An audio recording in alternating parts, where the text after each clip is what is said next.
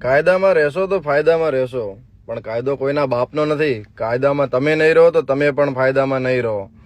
આજે એ જ કરી બતાવ્યું છે ક્ષત્રિય સમાજના ઠાકોર અને દરબારોએ.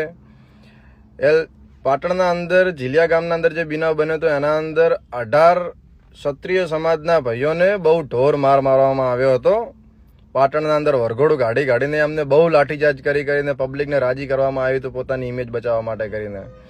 પણ આજે મતલબ એમ કે 20 તારીખે 4 LCB કોન્સ્ટેબલને સસ્પેન્ડ કરી દેવામાં આવ્યા છે, જેમણે એમના ઉપર લાઠીચાર્જ કર્યો હતો. કાયદો કોઈના બાપનો નથી કે તમે પોતાના ખીજામાં ઘાલી અને કોઈ પણ વ્યક્તિ સાથે કંઈ પણ કરી શકો. આજે ખૂબ ખૂબ અભિનંદન મારા ક્ષત્રિય સમાજને, મારા ઠાકોર સમાજને અને મારા દરબાર સમાજને કે જેમણે મિટિંગનું આયોજન કર્યું અને જેનાથી આજે રિઝલ્ટ નીકળ્યું છે. આવનારા સમયમાં વરઘોડાની